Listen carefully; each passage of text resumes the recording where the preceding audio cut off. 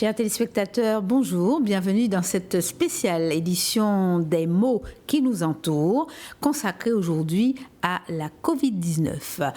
Je suis Marilyn Louis-Joseph et je reçois pour vous Monsieur Guy-Albert Ruffin-Duhamel, qui est membre du Conseil scientifique Covid-19. Bonjour Monsieur Ruffin-Duhamel, bienvenue dans cette édition spéciale des mots qui nous entourent. Bonjour et bienvenue à vos téléspectateurs. Alors, on parle de mots qui nous entourent, là on va dire le mal qui nous entoure. C'est la Covid-19.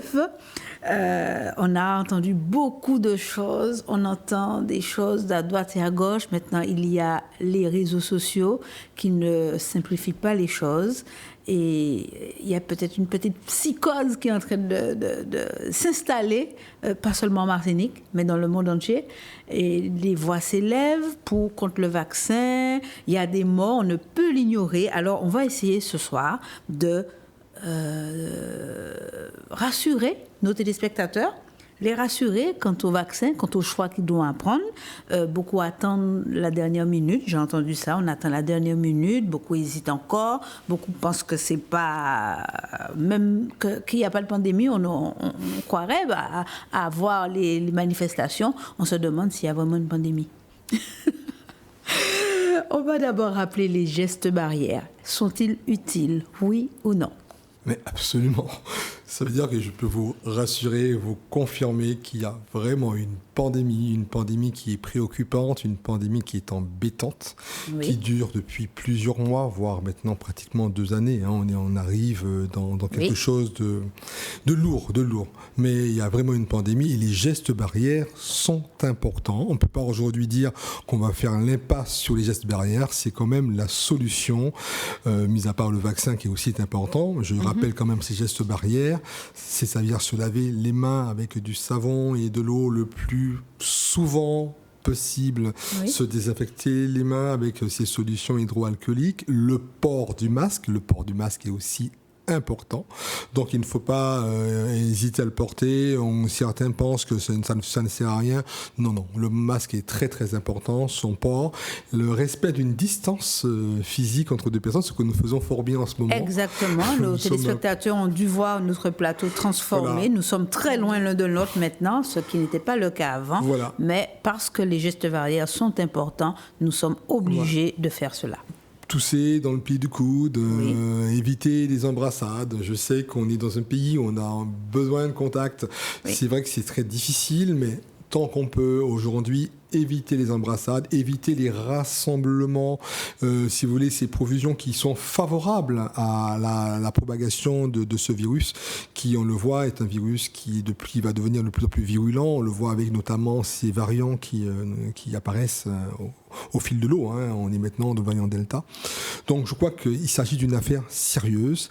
Il y a des gestes, j'aime pas trop le mot barrière parce qu'il n'y a pas de barricade, mais simplement des gestes qui protègent et des gestes qui aujourd'hui vont nous permettre de ralentir cette épidémie. Et puis bien entendu, la vaccination est un élément capital et important et c'est aujourd'hui la seule solution dont on dispose pour pouvoir ralentir cette épidémie. Très bien. Alors, comme je l'ai dit en préambule, vous êtes membre du Conseil scientifique Covid-19. En quoi consiste ce Conseil scientifique ? Quelle est son action jusqu'à présent ? Oui, alors je suis d'abord ingénieur social, donc oui, c'est en cette qualité que je suis membre de ce Conseil scientifique. Oui. Il s'agit d'une instance mise en place par l'Agence régionale de santé qui a quand même le caractère d'indépendance, c'est-à-dire qui ne dépend pas dans ses avis de l'ARS, même si nous produisons des avis qui sont des avis pluridisciplinaires, c'est-à-dire qu'on trouve dans ce conseil tous les éléments de la science, à savoir aussi bien des médecins de plusieurs natures, des spécialistes de santé publique, des épidémiologistes, des réanimateurs, des médecins généralistes aussi. Donc on a des urgentistes, on a toute une panoplie de spécialités médicales.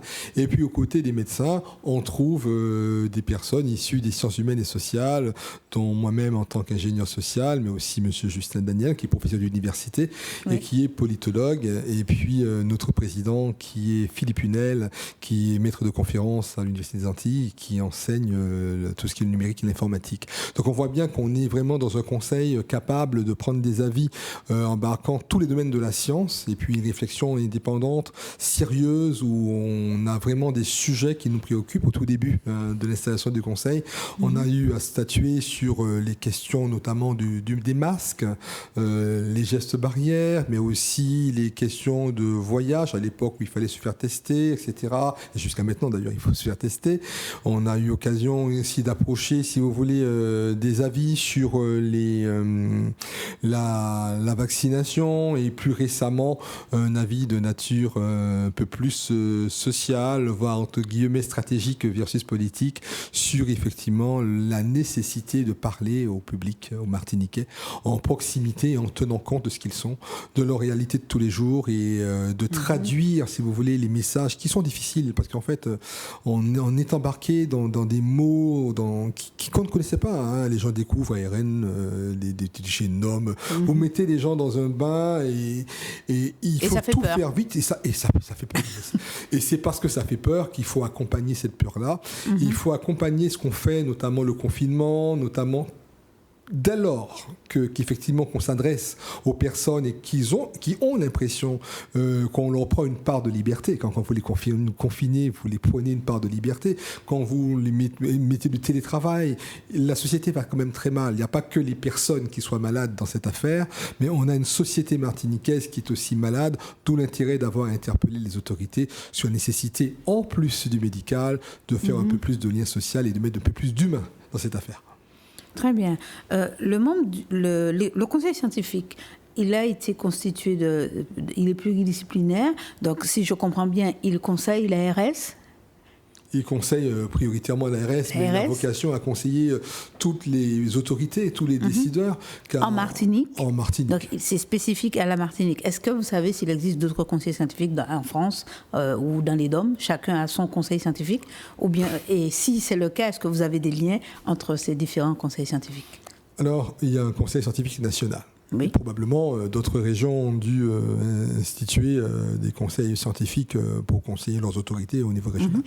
En ce qui concerne la Martinique, c'est un cas quand même assez inédit. Il faut savoir qu'on a une ARS qui est très réactive en dépit des apparences, parce que vous savez que les gens, souvent, ils ont tendance à critiquer, mais ne voient pas la charge de travail que cela peut représenter quand vous êtes de l'intérieur et quand vous vous battez tous les jours pour sauver des vies. C'est pas aussi évident qu'on le pense. Si vous voulez, il y a quand même un vrai travail. Et très tôt, l'Agence régionale de santé de la Martinique a compris qu'il fallait quand même faire participer les acteurs, les opérateurs et pouvoir entendre et, si vous voulez, plusieurs avis. Donc ça a été très inédit et très avant-gardiste et quoique nous en sommes fiers, car ce conseil aujourd'hui permet quand même de positionner des avis sur des décisions quand même importantes. Et qu'en est-il du préfet? C'est en dernier lieu, c'est lui qui prend la décision de confiner, de faire des règles. Quel lien vous avez avec la préfecture? Vous savez qu'il faut savoir que la loi HPST, c'est-à-dire cette fameuse loi Hôpital, Patient, Territoire, Santé, va donner une compétence particulière à l'ARS, à l'Agence régionale de santé, qu'on a connue avant, les DAS, les DRAS, la DSDS qui était avant l'ARS, rappelez-vous un petit peu en arrière. Et ce qui fait que toute la partie de gestion de la santé de la population martiniquaise relève de la compétence de l'Agence régionale de santé. Mais vous avez quand même un représentant de l'État. C'est-à-dire le représentant de l'État demeure le préfet et en matière de crise et de sécurité sanitaire, quand il faut prendre des décisions, c'est le préfet qui les prend. Bien entendu, on a dû remarquer quelque chose, qu'aujourd'hui, l'ARS et la préfecture travaillent forcément ensemble et de pair. Donc je crois que les avis que nous produisons sont aussi bien les avis profitables au directeur général de l'ARS que des avis profitables à monsieur le préfet que j'ai rencontré dernièrement et avec beaucoup d'écoute de sa part sur un avis social, à titre d'exemple. Parce qu'on entend souvent les Martiniquais critiquer le préfet, et ceux qui ne sont pas contents d'être confinés, ceux qui ne sont pas contents du couvre-feu, et c'est le préfet qui est critiqué. C'est un peu normal. Il faut, je veux le dire, un bouc émissaire. Non, mais il faut aller peut-être plus loin dans l'analyse. C'est vrai que Si vous voulez, la parole de l'État est très à mal en Martinique. C'est une parole qui est difficile à porter et c'est une parole qui est difficile d'autant plus que la Martinique a une histoire. C'est-à-dire qu'on n'est pas un territoire tout vierge, on a une histoire avec l'autorité et une histoire aussi avec la parole du gouvernement. C'est-à-dire que vous voyez que la santé, puisque nous parlons de santé aujourd'hui, quand on évoque des problèmes comme la chlordécone, comme des problèmes, comme, si vous voulez, les sargasses un peu plus récemment, des problèmes environnementaux, enfin, toutes ces questions autour de la santé font que l'État est pointé du doigt. Aujourd'hui, il y a peut-être matière à interroger très sérieusement la réponse du gouvernement sur des questions que les Martiniquaises et les Martiniquais estiment être prioritaires. Donc, on arrive dans une crise, mais rappelez-vous que la Covid s'installe à un moment où la société est quand même assez violente, avec notamment le mouvement des Rouges Verts Noirs, avec effectivement ces statuts qui sont déboulonnés, et toute une réaction probablement naturelle et normale. Donc, ce qui fait que la parole de l'État aujourd'hui est une parole qui doit être vraiment nuancée. Et puis, il faut aussi en tirer aussi les bonnes leçons. Ça veut dire que je crois que quand on veut être écouté, on parle à ce que les gens comprennent. C'est-à-dire, on ne parle pas depuis une distance. On a le rapprochement, la proximité avec les gens. Et puis, on a surtout le relais. Et puis, on écoute d'abord. C'est-à-dire que je crois qu'il y a besoin d'écouter la population aujourd'hui aussi. C'est-à-dire qu'il n'y a pas besoin seulement de parler à cette population. Elle va entendre, c'est vrai. Mais elle a aussi besoin d'être écoutée. Elle a des choses à dire. Et peut-être de belles choses, elle a peut-être des propositions à faire. Je suis un partisan de la contre-démocratie, je crois que les gens ont le droit de s'exprimer, et je ne suis pas pour les brimer en parole. Et cette opposition de la parole d'État, malheureusement, ne fait pas de bien, parce que cette parole est défiante, elle est traduite par des actes que vous voyez en termes de manifestation, elle est traduite en opposition. Je crois qu'il est temps aujourd'hui que l'État aussi, de son côté, fasse aussi l'effort de l'écoute. Et c'est en toute neutralité et indépendance que je pense que nous avons conseillé, en tout cas à cette parole publique, de se rapprocher un peu plus des réalités de la population. Très bien. Vous parliez d'opposition. Malheureusement, force est de constater que, comme vous venez de le dire, la Covid-19 arrive à un moment donné, au moment où on avait déjà des problèmes. Et en fait, elle a balayé, elle a presque tout mis au second plan. Et c'est peut-être ça qui est mal vécu par certains. Et malheureusement, les casseurs... ça n'arrange pas les choses. Brûler un vaccinogramme, ça n'arrange pas les choses. Brûler une pharmacie, priver une partie de la population, j'ai vu cela hier au journal, d'une pharmacie, ça ne va pas arranger les choses. Oui, mais je ne pense pas qu'il faille incriminer. Vous savez que je suis toujours très humble sur les événements de société. C'est-à-dire que je crois que quand... je m'adresse plutôt comme ingénieur social et... Quand vous avez une société qui exprime un malaise, toutes les formes d'expression de malaise doivent être en tout cas entendues. Ce sont des indicateurs, la délinquance, la violence, le crime. Enfin, ce sont des malaises de société, ce sont des désordres sociaux. Et sur ces désordres-là, il faut beaucoup d'observation et d'humilité, et puis arriver à comprendre sans rentrer trop facilement à son tour dans la critique, dans l'opposition et puis dans l'infantilisation. Les Martiniquais ne sont pas des turbulents, ce sont des gens responsables. C'est vrai qu'il y a une histoire, c'est un pays qui a son histoire aussi. On est quand même sur un territoire avec un taux très important d'inégalité, il faut le rappeler quand même, sur un territoire qui est un territoire pauvre. On est à quand même 30% de la population qui vit au-dessous du seuil de pauvreté, je le rappelle. Lesquels chiffres se sont aggravés avec la Covid. On a des gens qui vivent de job. Vous savez, quand on parle de télétravail, on parle de travail partiel, de chômage partiel, on parle d'aide, mais qu'est-ce que vous faites de ceux qui ne sont pas déclarés ? On a des réalités, on a des souffrances qui sont bien les nôtres, et on a une histoire et un vécu en Martinique. Et ce vécu-là, on ne peut pas le balayer et puis rentrer dans la critique très facile. C'est vrai que je comprends, je condamne fermement, si vous voulez, toutes ces violences qui sont faites pas la manifestation, pas la protestation, pas le besoin de s'exprimer, le besoin de dire, il est important. Et ça, dans une démocratie, on doit pouvoir l'accepter et l'entendre. Les gens ont le droit de protester, le droit de manifester. Par contre, je veux aussi nuancer. Ce sont ces casseurs qui s'invitent dans des manifestations démocratiques qu'il faut aujourd'hui contenir. Mais ça encore, les solutions sont partout ailleurs. C'est pas le cas uniquement en Martinique. Vous voyez bien que les protestations en métropole sont aussi violentes qu'elles le sont chez nous. Donc il ne faut pas non plus rentrer dans une discrimination. Et j'aimerais bien aussi insister sur le fait que là aussi, on a besoin de pacifier les choses. Il ne faut pas non plus les envenimer et rentrer dans... Aujourd'hui, le Martiniquais fonctionne sous un mode de résistance. C'est-à-dire que dès lors que vous lui imposez quelque chose, il va vous dire d'abord non. C'est-à-dire c'est comme ça. C'est-à-dire que c'est une sorte d'hardiesse, d'audace même. Ça veut dire que c'est le non systématique. Parce qu'il va interroger la loyauté de ce que vous lui donnez. Il va interroger votre arrière-pensée. C'est une paranoïa, je l'avoue, mais c'est une paranoïa qui aujourd'hui nous demande d'accompagner et d'accompagner encore. Quand on vous demande des réponses depuis très longtemps que vous ne les portez pas et que brusquement vous venez avec une réponse et que vous nous dites voilà que vous allez l'imposer, ça peut être perçu comme ça, même si je suis convaincu personnellement que c'est la bonne réponse, mais c'est la manière de le dire, c'est-à-dire c'est la communication qu'il faudrait revoir. Car une communication mal gérée, même si vous avez raison, vous aurez toujours tort. Ben en France, c'est la même chose, en fait. Ceux qui résistent, j'ai entendu parmi les manifestants, de ceux qui disent « je ne suis pas contre la vaccination, mais c'est la manière dont on me le demande. On me dit que je dois être vaccinée pour aller au travail. Mon enfant doit être vacciné si elle veut poursuivre ses études de médecine ou d'infirmière. Je pense que nos autorités devraient penser à corriger peut-être le tir sur la façon de c'est bien pour ça que je demande d'ailleurs c'est le contenu de l'avis que nous avons pris.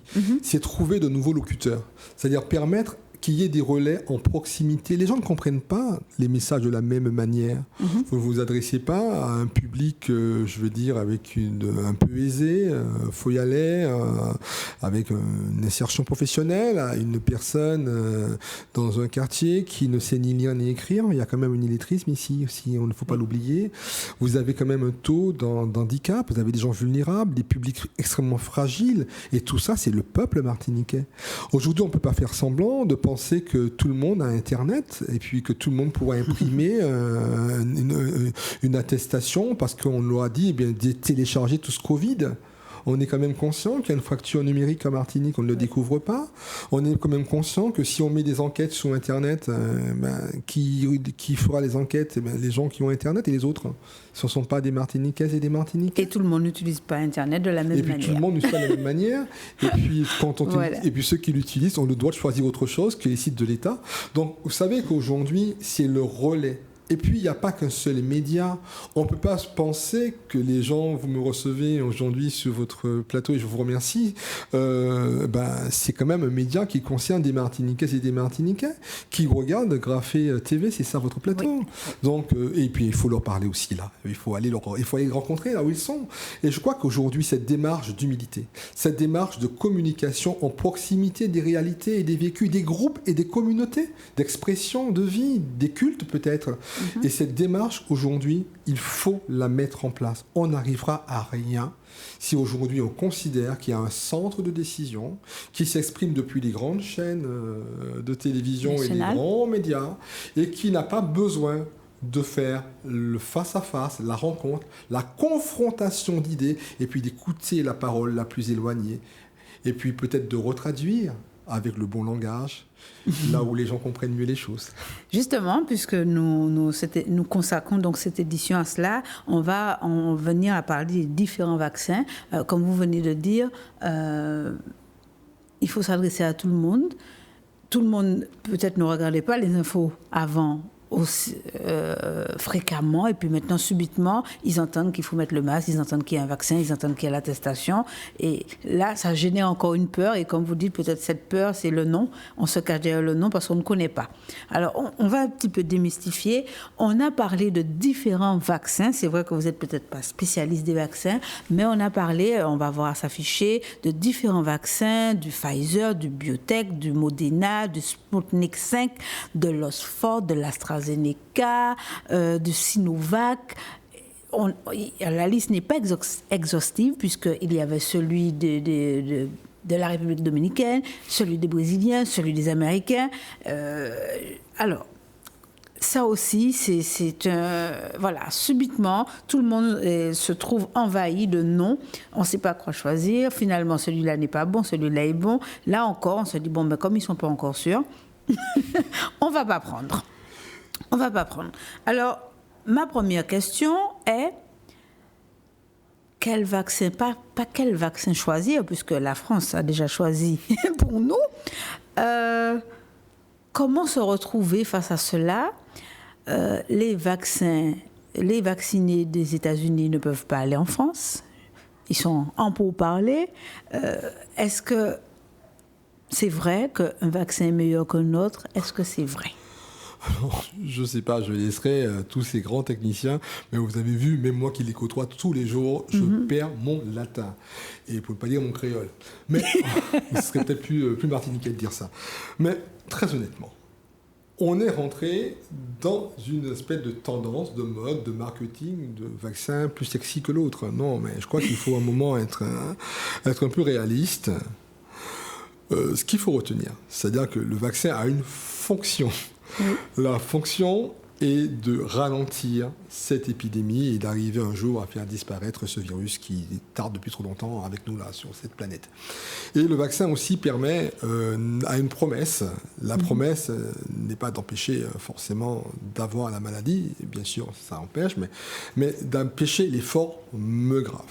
Forme grave, voilà, très important. Il faut insister sur ça, c'est-à-dire que le vaccin n'empêche pas d'avoir la Covid, d'où l'intérêt, et n'empêche pas non plus de transmettre la Covid. Donc c'est quand même d'où l'intérêt que les vaccinés conservent les gestes barrières, également le port du masque. Mais le vaccin est au rendez-vous du fait que vous ne développerez pas, dans certains cas, sauf des cas très rares où vous avez des comorbidités bien souvent, des formes graves.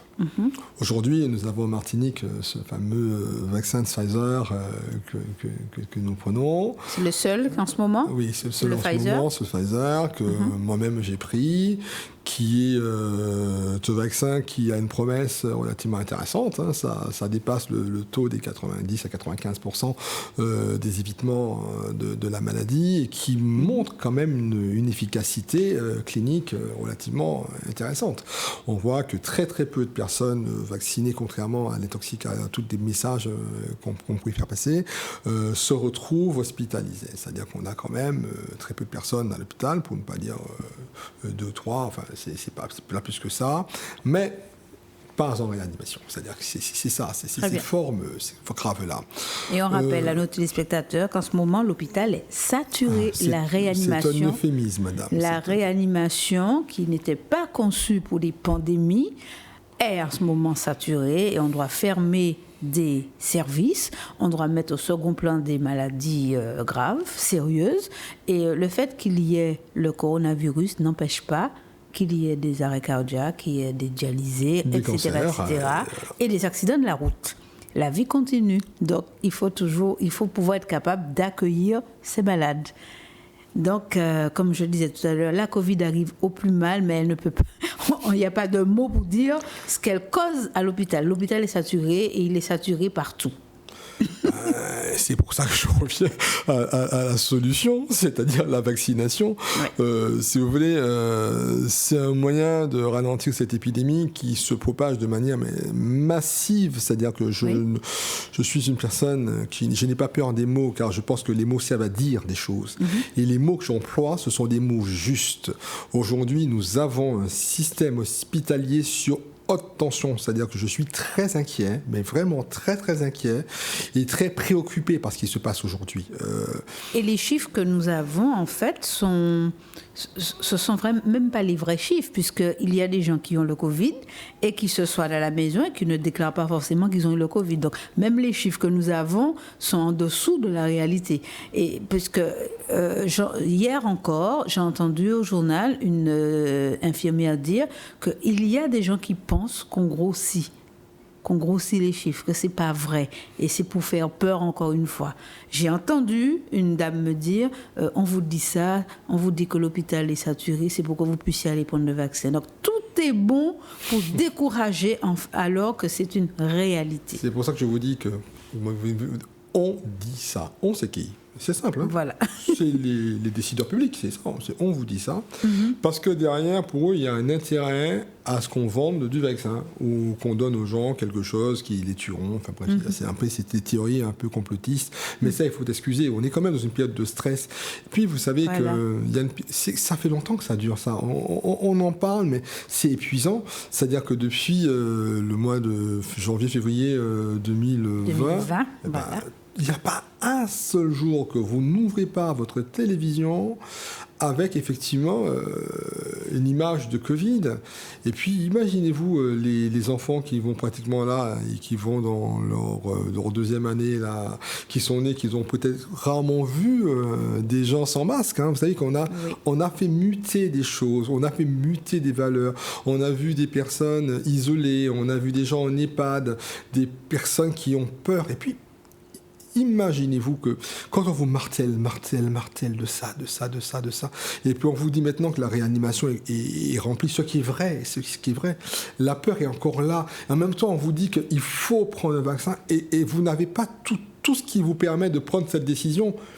Je pense que c'est horrible parce qu'en fait, quelque part, je pense qu'il y a besoin de psychologie aujourd'hui. C'est-à-dire que et ces personnes ne sont pas accompagnées. C'est-à-dire qu'on propose aujourd'hui des tests.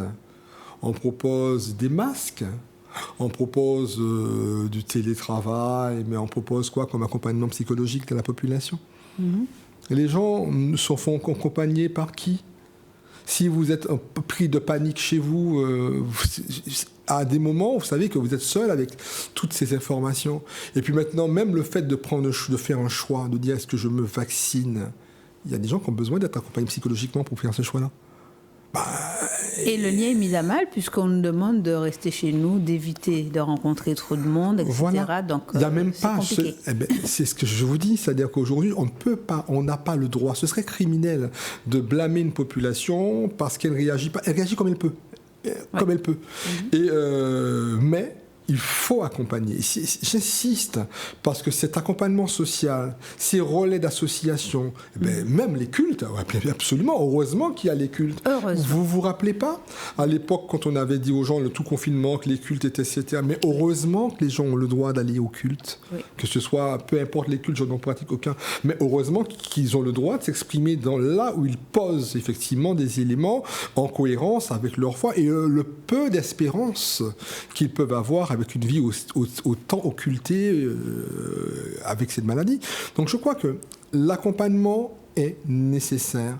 Il n'y a pas de refus. Alors il faut faire la différence entre ce qu'on voit dans les manifestations, c'est une minorité de personnes qui a souvent des causes politiques, des causes syndicales, des revendications, des terreaux de colère et de protestation qui sont déjà connus.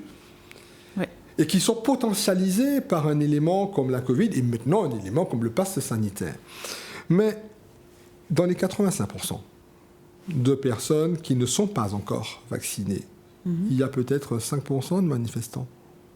Mais 80% de gens qui sont chez elles ou chez eux, qui se disent, mais manquez point, moi, vieille point, mais si ça tue moi pas ça me dit, qui ont besoin de prendre une décision, qui ne sont pas des protestataires, qui ne sont pas des anti-vax, qui sont des gens qui ont besoin d'explications, qui ont besoin d'accompagnement, qui ont besoin qu'on prenne du temps avec elles pour leur expliquer, avec les mots qu'ils comprennent, avec les gestes qui acquiescent, et puis avec les garanties qu'elles ont le droit d'exiger. Très bien, puisqu'on est là pour rassurer et informer, on va regarder un autre schéma qui explique comment fonctionne le vaccin Pfizer, en l'occurrence, le vaccin Pfizer. On parle maintenant d'ARN messager et alors pareil, ça a circulé sur les réseaux. Ah, c'est un nouveau vaccin, c'est pas comme ça que les autres vaccins fonctionnaient. Celui-là est nouveau et on n'a pas assez de recul pour pouvoir dire si ça ne va pas nous tuer. J'ai encore des gens et des jeunes qui disent ce vaccin va nous tuer. Ceux qui sont vaccinés, finalement, ils sont confinés comme tout le monde et puis c'est le vaccin qui va les tuer. On entend encore des choses, donc le peu de vérité mélangé dans tellement de mensonges que ça alimente la psychose. Alors, que pouvez-vous nous dire sur ce vaccin, sur cet ARN messager dont on parle et on dit que voilà, le vaccin de Pasteur n'était pas comme ça, celui-là est comme ça va nous tuer. Je ne vais pas rentrer dans la querelle scientifique parce que je n'ai ni le niveau ni la compétence, oui. Mais ce que je peux vous dire, c'est qu'il y a un grand bond. C'est-à-dire que ça a été très vite, très vite, parce que vous imaginez que le virus arrive à Wuhan, la séquence du virus est renvoyée à tout le monde et tout le monde se met, hop, au travail, on va trouver un vaccin. Alors, sans vous interrompre, oui. On a même dit au début que ce vaccin était fabriqué dans un laboratoire et que ça s'est échappé. Ah, vous parlez du virus, pas du vaccin. Oui, voilà, du virus. Non, alors... On a tout entendu au début. Là, on entend moins ça. Je crois qu'il faut être aussi honnête. Ce virus, je crois qu'il vient de quelque part. Il vient de quelque part. Tous les autres. Il y a deux hypothèses. Je pense que ce sont les plus crédibles et sur lesquelles il y a le temps de recherche, le temps de science. La première hypothèse, c'est la transmission de l'animal à l'homme. C'est ce qu'on appelle la zoonose. Alors, on parle du pangolin, de la chauve-souris, qui aurait pu à un moment passer de l'hôte, enfin de l'animal vers l'homme. C'est pour moi quelque chose de très possible. Quand on connaît un peu ce qui est déjà arrivé. Le braconnage, le trafic illégal d'animaux, surtout en Chine, et qu'on voit comment ces marchés font des choses qui sont cruelles parce qu'il y a une maltraitance à des manières. Enfin, c'est quand même très grave ce qui se passe sur le plan écologique, le plan de l'environnement, et ce braconnage, ce n'est pas un jour innocent que quelque part la nature se venge et qu'on arrive en tout cas à avoir ce virus qui viendrait peut-être d'un animal comme le pangolin ou autre à l'homme. C'est une piste totalement plausible. Vous avez la seconde qui serait effectivement que c'est un virus qui par mégarde ou par erreur ou par accident se serait échappé de laboratoire. C'est tout à fait aussi possible. Mais là encore, il faudrait du temps pour pouvoir l'affirmer et y arriver. En tout cas, tout ça nous invite aussi à réfléchir, c'est-à-dire à notre responsabilité aussi écologique, c'est-à-dire comment nous on sauvegarde notre planète, car je pense qu'il y a un message écologique, il y a un message de respect. Vous savez que la nature, c'est le plus beau temple que nous avons. Elle nous appartient, elle fait partie de nous-mêmes, nous faisons partie d'elle également, et cette nature aujourd'hui doit être respectée. On voit tout ce qui se passe avec le réchauffement climatique, la couche d'ozone, tous les désordres environnementaux, les sargasses actuellement, la pollution nucléaire. Enfin, vous voyez, ça a été revenu sous le tapis depuis que le chef de l'État s'est déplacé sur la Polynésie. Bon, mais il y a vraiment besoin aujourd'hui de prendre de vraies décisions écologiques. Je pense que le moment est venu de dire quand même, soyons responsables, car ce qui s'est passé aujourd'hui avec la Covid-19 n'est pas un fait susceptible de ne pas se reproduire en 40 milliards de fois pire. Enfin, je exagère quand je dis ça, mais c'est possible. Et aujourd'hui, la responsabilité que nous avons vis-à-vis de l'écologie et de la planète, elle est importante, elle est capitale pour la suite. Et puis, si c'est le cas de laboratoire, les règles de sécurité. Je crois qu'à un moment, il faut sécuriser. Et puis qu'est-ce que ça faisait là Je pense qu'à un moment, il faut se poser des bonnes questions internationales. La France est même si l'État français va mettre de l'ordre au niveau de la France, ou du territoire national, cela ne va faire que dépasser le problème. C'est-à-dire que si vous dites que c'est interdit chez vous, on le fera ailleurs. Donc je pense qu'à un moment, il faudrait interroger vraiment la communauté internationale sur ces vraies questions de sécurité. Et puis, je pense que toutes ces questions d'armement, enfin, je crois qu'à un moment, il y a besoin d'un peu plus de paix, de pacification dans le monde.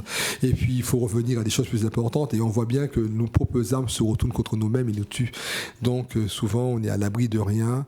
Mais on ne peut pas empêcher à toute personne de se poser les vraies questions. On n'aura pas les réponses tout de suite, mais je peux comprendre que les gens s'interrogent sur l'origine de ce virus. Alors, quand on va dire que c'est aussi un virus qui a été intentionnellement fabriqué pour détruire l'humanité, ça, ce n'est pas vrai. Hein. Ça, je ne rentre pas dans cette hypothèse. On va dépasser la théorie du complot et puis on revient donc au vaccin. Comment il fonctionne concrètement, ce n'est pas nouveau. En fait, l'ARN messager, ce que j'en sais, c'est vieux depuis plus de 15 ans. C'est-à-dire que c'est quelque chose c'est pas nouveau. Les gens pensent que c'est... On n'avait jamais fabriqué de vaccin à partir d'ARN messager, mais on connaissait le principe, c'est-à-dire qu'on savait ce que c'était. C'était un grand pari, un pari fou, et qui a fonctionné. Un pari fou, et il y a eu... Vous savez que je sais ce que ça veut dire travailler. Moi, je me considère comme quelqu'un qui n'est pas peur de travailler et j'ai toujours respecté le travail des gens. Et j'ai aussi l'honnêteté de dire que quand quelqu'un a travaillé, on respecte son travail. Je ne pense pas qu'il y ait des personnes qui ont donné de leur temps.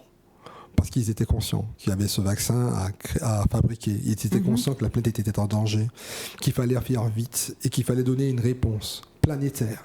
Je ne pense pas qu'ils ont voulu avoir de l'entourloupe, d'avoir de l'escroquerie, avoir voulu détruire l'homme. Je ne pense pas qu'ils ont voulu mettre le sida. Je pense qu'il faut respecter quand même à un moment des gens, des hommes, des femmes qui ont travaillé de toute nationalité à travers le monde et qui ont aujourd'hui donné de ce temps, de leur science, de tout ce qu'ils ont appris, de leurs compétences. Je vois des gens comme Chantal Pinchon, qui est quand même une personne d'origine afrodescendante. Je prends ici le cas de Corpette, sur les États-Unis, des jeunes chercheurs qui ont fait, sans même attendre, qui ont voulu donner une réponse. Il y en a qui se sont trompés, oui. Il y a des vaccins, effectivement, qui n'ont pas été retenus, qui ont été éliminés, parce qu'en fait, ces vaccins-là laissaient exprimer une positivité au HIV. Enfin, pas avoir le HIV, mais ça rendait des tests positifs. Oui. Mais si vous voulez, il fallait faire vite. Et puis, ce qu'on a dépassé, parce que ce vaccin a été vite, comme on le dit, c'est pas le temps on n'a pas triché sur la partie technique et scientifique. C'est que les délais ont été administrativement raccourcis. Très bien. Là où vous prenez 10 ans de procédure, on connaît bien comment ça se passe avec les papiers, hein, autorisation. Là, vous avez eu toutes les autorisations d'emblée, parce qu'en fait, il y avait une crise mondiale. Là où vous avez besoin d'argent, c'est quand même le nerf de la guerre, vous avez eu de l'argent sous la table. Et puis, il y a quelque chose qu'il ne faut pas oublier. Un vaccin, on ne le met pas sous le marché comme ça parce qu'on a fait un vaccin. Il faut quand même des essais. Des essais chez l'animal, mais aussi chez l'homme, etc. Et ces essais-là, pour les faire, il faut avoir des cas. Il faut avoir le temps de la recherche. Et ce temps de la recherche, il faut avoir des cas. Ces cas-là, quand vous n'avez pas une pandémie, vous prenez 10 ans à les avoir. Mais quand vous avez une pandémie où vous avez des cas partout, vous travaillez sans attendre 10 ans.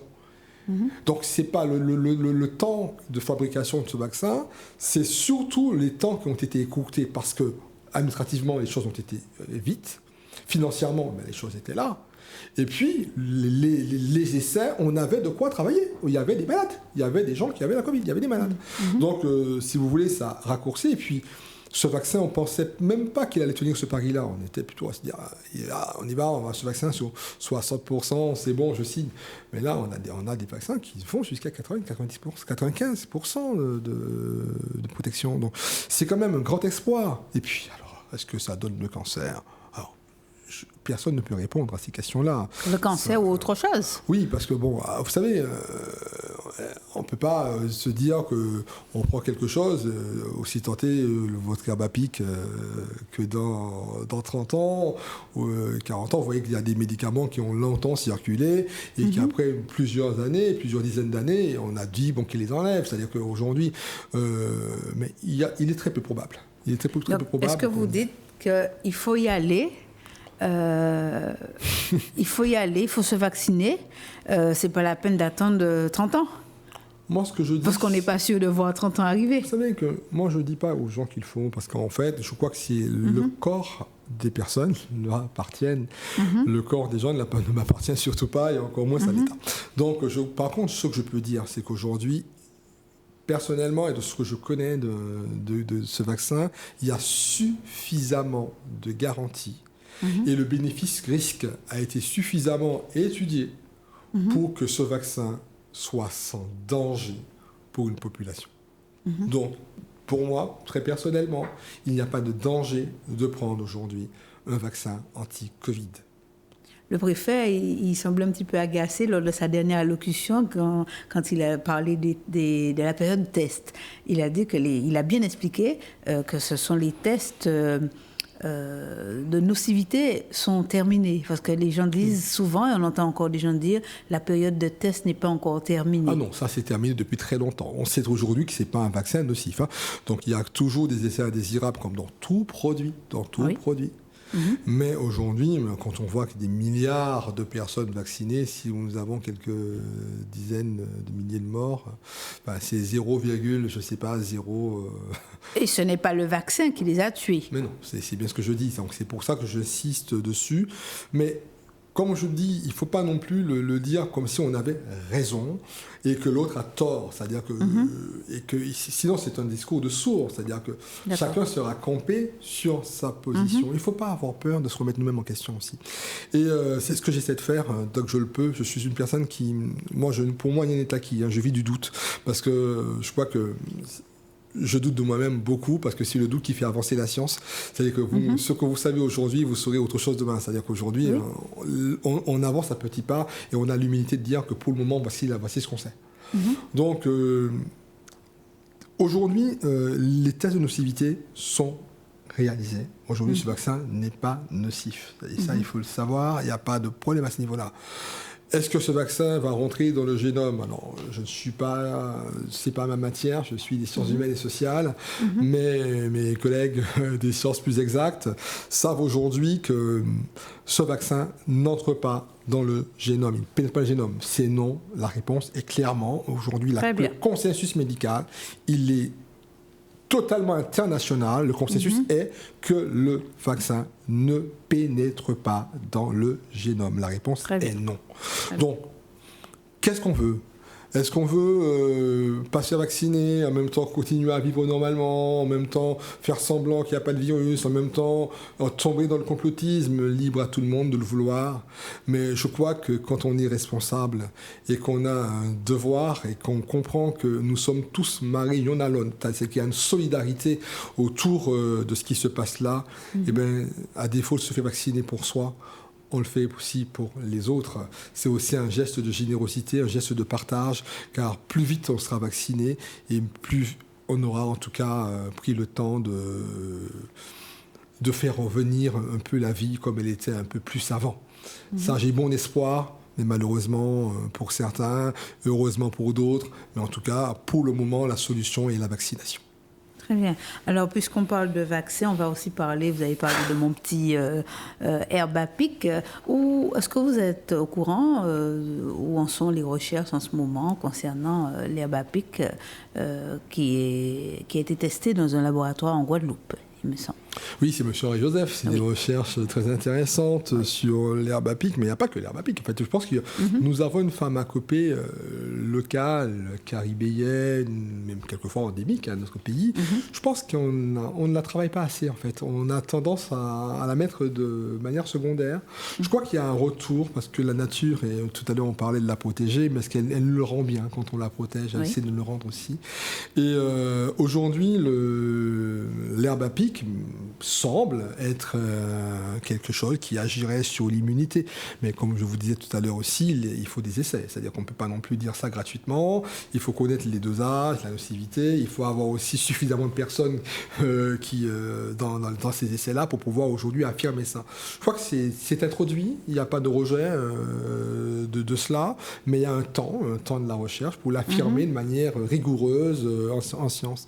Et il y a aussi ici un réseau qui s'appelle le réseau Tramil, d'ailleurs le docteur Nossin, qui est ethnopharmacien et qui fait un travail formidable avec l'ensemble des scientifiques de la Caraïbe sur d'autres pharmacopées, et qui aujourd'hui on arrive à avoir, si vous voulez, un certain nombre de reculs de plus en plus sur l'usage des plantes. Attention, les plantes, c'est aussi bien, mais il faut savoir utiliser une plante. Bien sûr. On ne peut pas se lancer comme ça à tout va. C'est pas des poudres de perlimpinpin. C'est vraiment des principes actifs. C'est vraiment quelque chose qui fait du bien, mais qui peut aussi avoir un effet toxique. Donc, vaut mieux pas se risquer comme ça à l'aveugle. Je crois que, et c'est ce que je demandais aussi dans la vie. C'est-à-dire que ma recommandation était aussi en faveur de la recherche, du développement de la recherche en priorité sur également ce que nous avons chez nous, de manière à pouvoir accompagner nos populations qui en ont tellement besoin et qui adhèrent aussi à ce type de médecine un peu plus douce. Une médecine qui est alternative quelque part, mais attention, ne tombons pas non plus dans toutes les croyances, on va vous vendre tout et n'importe quoi. Je travaille en cancérologie puisque je dirige le centre de cancérologie où j'ai une patiente qui m'admettait qu'elle prenait du colostrum de vache avec des décoctions plurielles. Bon, vous savez que... Ça fonctionne ? Bien sûr que non. Mais vous savez que vous avez des gens qui en font un commerce honteux, qui sont des vrais criminels, qui vont vous vendre des décoctions, des bains, des choses comme ça, qui quelquefois vont plus vous ruiner financièrement que vous faire du bien. Donc je pense que les plantes, oui, parce qu'il y a vraiment une science, il y a vraiment derrière besoin de ça. Mais il faut se connaître, il faut s'y connaître. S'y connaître, il ne faut pas se rater. Et puis c'est d'où l'intérêt de développer la recherche de plus en plus sur la pharmacopée locale. Très bien, donc que dire à nos mamies, papis qui font leur décoction de thym, de gingembre, etc. en prévention? Ils font en prévention. Est-ce que ça veut dire qu'il faut dire à papi, mamie, bon, puisque tu prends ton thé, tu n'as pas besoin de te faire vacciner? Je ne dirais certainement pas ça à papi, mamie. Mais je crois que pour le moment, ça s'appelle d'ailleurs des compléments alimentaires. Souvent, c'est le terme générique. C'est complémentaire. Hein. C'est pas annule et remplace. Hein. C'est pas aussi binaire.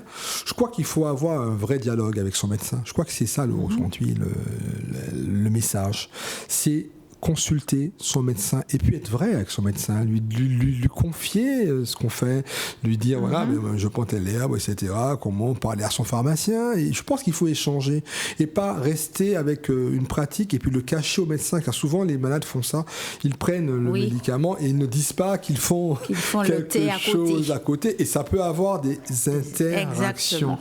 Donc je pense qu'il faut que le médecin joue son rôle. Et pour que le médecin puisse jouer son rôle, il faut qu'il y ait cette confiance dans ce corps médical. Il faut faire aussi attention, car aussi depuis l'arrivée de la Covid, on entend aussi quelques médecins, et merci, pas très nombreux, qui ont tendance à porter une parole anti-vaccin, Bon, ça aussi c'est sensible, car ce qui me revient en ce moment, c'est que les malades me disent mais vous dites de prendre le vaccin, mais mon médecin m'a dit ne faites surtout pas ça. Hein. Il y en a eu quelques-uns qui étaient contre le vaccin, mais c'était notamment à cause des tests, qui disaient que le vaccin était encore en période de test. Donc je ne sais pas s'il y en a encore, mais je sais que j'en ai entendu un petit groupe dire que le vaccin était encore en période de test. Je laisse le Conseil de l'ordre des médecins régler les problèmes des médecins, mais ce que je peux dire, c'est qu'aujourd'hui, on est dans une phase suffisamment critique et sérieuse pour que tout le monde, encore davantage, le corps médical, fasse preuve de responsabilité. Autre protestation, on parle d'argent, puisque vous avez parlé d'argent tout à l'heure, et j'ai entendu une dame dire on nous oblige à prendre le vaccin parce que le vaccin a déjà été acheté, donc comme il a déjà été acheté, même si on a nos remèdes rasiers, même s'il y a quelque chose d'autre, on va pas mettre en avant cela parce que le vaccin a déjà été acheté, puis il faut le donner. Oh, et même si ça était vrai. Et même si ça était vrai, en fait, à la limite, je crois qu'en Martinique, on ne paye pas. Enfin, on ne paye pas, on n'en est pas de notre poche. Le vaccin est pris en charge 100%. Vous avez bien vu qu'il n'y a pas de contrepartie économique pour les personnes. Et puis, ce qu'il faut aussi retenir, c'est que moi, je milite pour un vaccin équitable un vaccin pour tous. Oui. Je ne veux pas me suffire d'être français et de dire que j'ai de la chance d'avoir un vaccin gratuit. Il y en a qui aiment tellement l'avoir. La Covid ne tue pas que les Français, que les gens des pays riches. La Covid tue beaucoup, énormément dans les pays pauvres. Je suis vraiment un partisan de la libéralisation du vaccin, qu'on arrête ces histoires de brevets-là, qu'on sorte de cet aspect économique et qu'on libéralise ça, et que toute la planète ait accès à ce vaccin. Je pense qu'aujourd'hui, la primeur n'est pas à l'économie. Il faut avoir la décence de dire, écoutez, on veut sauver des vies. Moi, après, les problèmes économiques, je ne sais pas qui a fait le vaccin, je n'ai pas besoin de savoir qui est Big Pharma, je ne suis pas dans le complot, je ne sais pas mon problème. Je suis un humaniste. C'est-à-dire qu'aujourd'hui, j'ai besoin que cette population mondiale ait accès au même titre que nous, Français, au même titre que les autres pays riches. Et c'est ces inégalités vaccinales. Quand j'entends les gens me dire, mais vous imaginez pas, les Martiniquais ont de la chance, c'est gratuit, s'ils étaient ailleurs, en Afrique ou... Non, les Martiniquais n'ont pas de chance. C'est-à-dire qu'aujourd'hui, je ne suis pas militant de citoyenneté. Je crois que je regarde le monde avec des yeux d'humain. Pas des yeux de Français, mais des yeux d'humains, de citoyens du monde. Et c'est au nom de cela que je crois que ces questions économiques, aussi tentées qu'elles soient vraies, et probablement elles sont pas fausses, de toute façon, je pense qu'il y a forcément des intérêts économiques au départ. Mais rien n'est gratuit dans ce monde, malheureusement. On est dans ce monde capitaliste, hein. Il faut quand même l'assumer. Mais mon plus grand souhait, ce serait aujourd'hui qu'on laisse tomber ces questions-là. Et qu'on arrête ces brevets et qu'on donne la solution. Et peu importe les solutions futures, qu'elles soient libres et accessibles à tous. Voilà. Mais je pense que certainement, peut-être qu'on va y venir, puisque pour arrêter une pandémie, on sera bien obligé de faire des concessions. S'il s'agissait d'une épidémie, on aurait... Mais là, c'est une pandémie, donc je pense que certainement on va y arriver, hein, si on veut arrêter, puisque... La pandémie, ça touche tout le monde et même si on garde pour soi, on ne peut pas s'empêcher de faire des échanges. Donc, je pense que certainement, on va arriver à cette chute des brevets tôt ou tard. Mais bon, reste à être patient. Alors, on va revenir à nos Rimédrasier. Donc, on a dit à Papi Mamie, même si on prend Papi Mamie et autres, il n'y a pas que Papi Mamie, même si on prend ces petits Rimédrasier, cela n'empêche pas qu'il faille prendre la vaccination. Ça peut être un complément alimentaire, ça fonctionne comme pour la grippe, hein, ça fonctionne. On a dit tout à l'heure que même si on est vacciné, ça n'empêche pas qu'on transmette et ça n'empêche pas qu'on l'ait non plus, mais on va quand même éviter les formes graves, ce qui est fâcheux. Donc ça reste encore un complément alimentaire, même si on est vacciné. Même si on est vacciné, on peut quand même prendre si on est plus ou moins fragile. Il y en a qui sont comme la grippe, hein. Il y en a qui n'attrapent jamais la grippe, puis il y en a qui l'attrapent. Donc c'est un petit peu comme ça que fonctionne la Covid-19. Il faut aller, vous savez, c'est l'excès qui lui en tout. Il faut être nuancé. Et puis, il n'y a pas que les Rimédrasier. Les Rimédrasier sont importants, mais il y a aussi l'hygiène de vie. C'est-à-dire qu'il faut peut-être aussi bouger plus. Oui. Un petit peu plus d'activité physique, un peu manger moins gras, un peu manger moins salé, moins sucré. Il faut faire aussi des conseils qu'on rappelait, moins de produits transformés, plus 5 fruits et légumes par jour. Conseils qu'on rappelait déjà avant la Covid-19. Voilà. C'était déjà la campagne. L'alcool, pas tous les jours, et puis on ne dépasse pas de verre, et puis il y a quand même le tabac, on l'arrête. Je pense que c'est l'hygiène, c'est-à-dire c'est la manière dont on vit, hein, qui suppose notre état de santé. Ça veut dire que la santé n'est pas uniquement une affaire de prendre des herbes. La santé est aussi une affaire de responsabilité, et puis une affaire d'activité, c'est-à-dire qu'on vit différemment. Il faut changer les modes de vie aussi. C'est-à-dire que ces modes de vie-là, il faut les changer, et puis il faut accompagner toutes les personnes qui ne savent pas trop bien bouger, à bouger un petit peu plus, à manger un peu moins gras, à faire un peu plus attention. Et je crois que c'est ça les vrais messages, en fait. C'est des messages globaux. On ne peut pas prendre un élément et puis l'isoler, dire voilà, comme un capon, zeb, pique, pas ça, c'est là. Et puis, on peut manger, mon cabon au moins, etc. Je pense qu'il ne faut pas de clichés. Il ne faut pas de stéréotypes. J'ai toujours eu, confiance aux Martiniquaises et aux Martiniquais, parce que c'est d'ailleurs mon pays et je suis fortement attaché à ce pays-là. C'est vrai que je dis que je suis amoureux de la Martinique, parce que c'est vraiment un pays que j'aime énormément. Mais indépendamment de ça, je sais que ce sont des gens qui sont battants. C'est-à-dire en Martiniquais, on n'est pas là, on n'est pas comme nous, on est actif, on se bat. Et je crois que cette Covid, comme on dit en créole, c'est pas encore l'appli pour mouiller nous. Et on a réagi, on est dans le temps de questionnement, mais je n'ai pas de doute. C'est-à-dire, je ne suis pas du tout en train de me dire, comme certains veulent critiquer les gens, faire des clans, d'un côté les vaccinés, d'un côté les non-vaccinés, mettre des gens en bonne rivalité, non. C'est un pays qui est uni. Qui est uni dans sa vision et qui est uni contre la Covid. Je ne connais pas une seule personne en Martinique qui n'aimerait pas qu'on arrête de parler de Covid. Donc il faut arrêter, c'est pas une question de vaccin, ni de non-vaccin. Tout le monde va dans le même sens. Sauf que les gens ont des rythmes différents. Et pour pouvoir accélérer le rythme, il faut justement que ceux qui ont déjà compris peut-être les choses différemment aient l'humilité de ne pas juger, de ne pas exclure, de ne pas rejeter, mais aller vers, écouter et accompagner peut-être. Et ce clan-là, c'est pour ça que je ne l'ai jamais mis sur mon profil, je suis vacciné, mais qu'est-ce que ça veut dire ? Je ne suis pas exhibitionniste, c'est-à-dire qu'à un moment, je crois que c'est une affaire personnelle d'abord, mais je ne sais pas me positionner du style, je suis vacciné, donc je suis un Mamoun Passo, c'est-à-dire que j'ai des droits que tu n'as pas. Non, c'est pas un exploit le vaccin. Le vaccin n'est pas un exploit. Le vaccin est un acte de santé, déjà qu'on assume soi-même. Et puis, c'est aussi des mises en confiance à des degrés différents, avec des besoins et des attentes différents, à des moments différents aussi. Et puis, je veux aussi rappeler que, indépendamment de toutes ces questions de vaccination, de tout ça, de confinement, de tout cela, il y a une vie martiniquaise. Il y a une vie qui doit exister quand même, et puis il y a besoin quand même de rester cohérent. Et ce que je vois aujourd'hui, c'est une tentative de diviser d'un côté ceux qui sont des gentils petits éléments, qui sont vaccinés, et qui ostentatoirement le montrent, et de notre côté, ceux qui sont à la limite, entre guillemets, des idiots. Et quand j'entends, pas plus tard que ce matin, on m'a relayé malheureusement le poste d'LCI où ce monsieur dirait que la Martinique est un problème culturel pour qu'on se vaccine, et que derrière ça, c'est notre culture vaudou, des cultures d'Europe. Il faut un moment. L'ignorance aussi fait rage.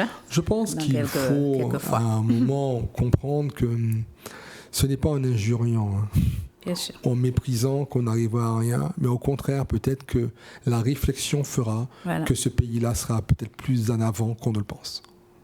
Alors, puisqu'on parlait d'information, on n'est pas tous égaux devant la Covid, comme devant n'importe quelle maladie.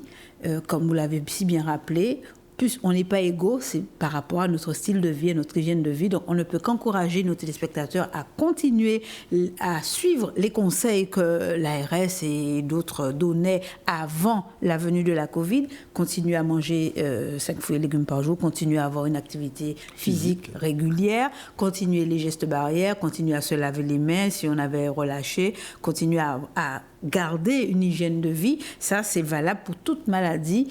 Puisqu'on parle de la Covid, c'est valable pour la Covid, mais c'est valable pour toute maladie. On n'est pas égaux devant, de se détendre, devant de se le cancer, on n'est pas égaux, etc. De faire du sport. Comme on dit, un esprit sain dans un corps sain.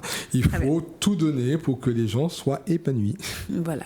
Donc, ceci est dit. Donc, on va terminer notre émission à parler de foi. La Covid-19, le vaccin semble être devenu une question qui interroge sa foi. Pourquoi là, on parle de santé. Avant, quand on disait aux parents de vacciner leurs enfants, on ne se posait pas la question est-ce qu'on les vaccine ? Non, on vaccinait pour les rendre à l'école. Donc, pourquoi aujourd'hui ça soulève autant de passion ? Vous savez que déjà, quand vous parlez de foi, vous embarquez plusieurs croyances. Mais celle qui nous concerne est plutôt la croyance chrétienne, puisque nous sommes dans un espace judéo-chrétien, et l'expression chrétienne est très importante en Martinique.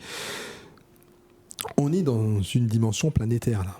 Ouais. Okay, c'est pas l'enfant qui va à l'école. Hein. Donc, et les personnes aujourd'hui, qu'elles soient catholiques, protestantes, adventistes, évangéliques, je ne sais pas quoi d'autre, ils adhèrent, pas par démonstration, mais parce qu'ils ont fait le choix de croire. Mm-hmm. Et ce choix de croire, aujourd'hui, les interroge tous les jours. Quand ils ouvrent leur Bible, et bien forcément, ils sont en train de lire des choses. Quand ils disent que dans les derniers temps, il va y avoir des épidémies, oui, c'est qu'ils vont entendre parler de guerre, de bruit de guerre, mais vous allez leur dire qu'ils ne sont pas lu ça. Mais ils l'ont lu. Et quand ils l'entendent, ils ne le croient plus. Donc, vous ne pouvez pas demander aux gens de tout oublier, comme si ils avaient rejeté ce qui avait été leur conviction et qui demeure leur conviction. Quand ils entendent qu'il va y avoir une certaine marque de la bête, un signe mis dans le corps, et sans ce quel signe, personne ne pourra ni acheter, ni vivre, etc. Oui. Quand ils entendent qu'il va y avoir une voix, un antéchrist, même si c'est complotiste, bien entendu, je ne relaye pas ce type de choses, mais comment voulez-vous pas que les gens se disent, mais c'est vrai, mais moi, lis ça. Mais vous ne pouvez pas leur prêcher quelque chose un jour, et puis quand la chose se manifeste, vous faites semblant de dire, mais non, c'était pas ça, il faut le comprendre différemment. Donc je crois qu'il faut que, à mon avis, qu'on dissocie, et c'est important, les raisons sanitaires, c'est-à-dire ce qui fait qu'aujourd'hui on se vaccine, et ce qui fait aussi qu'on s'attache à ce qui fait chez nous sens et cohérence. Ça veut dire aujourd'hui, il n'est pas question qu'on fasse rejeter à qui que ce soit ses convictions religieuses. C'est ce qui leur reste. Oui. Il n'est pas question qu'on ne donne pas des réponses par rapport à ce que les gens croient. Il faut rassurer les gens. S'il n'y a pas de puce dans le vaccin, dites aux gens qu'il n'y a pas de puce dans le vaccin. Démontrez-le. Voilà. Nous, l'importance de continuer à se réunir, de continuer à garder ces petits groupes. Et c'est pour cela que ces groupes de solidarité, que j'appelle simplement des communautés d'épreuve, qui font épreuve autour de des gens qui leur sont proches, de ce qui leur reste.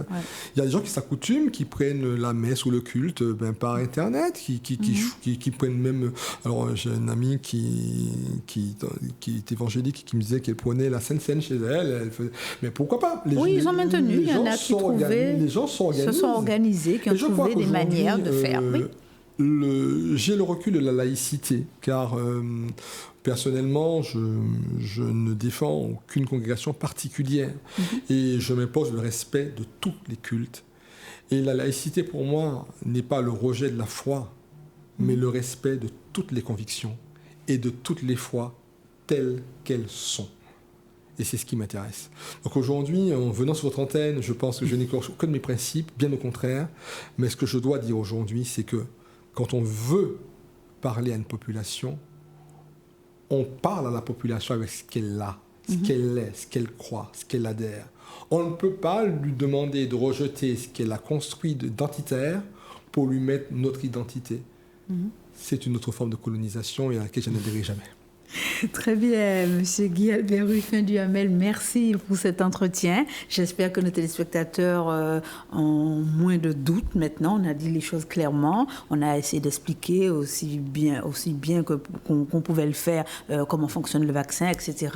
Donc, on a expliqué qu'il faut garder les gestes barrières et garder une hygiène de vie. On ne vous a pas dit de ne pas prendre vos remèdes rasiers, mais de grâce, parlez-en à votre médecin. Gardez une bonne relation avec vos communautés, vos groupes de parole, vos groupes d'amis. Il y a le téléphone, il y a Internet. Même si on est confiné, on a quand même les moyens de communication. Ne restez pas isolés et gardez les gestes barrières. Et surtout, soyez solidaires. Ça veut dire que ceux qui ont déjà compris, ayez l'humilité, la générosité, d'expliquer aux autres, dans vos communautés, là où il y a des gens, sans les critiquer, sans contredire, mais simplement témoigner. Et je crois que c'est important. Voilà.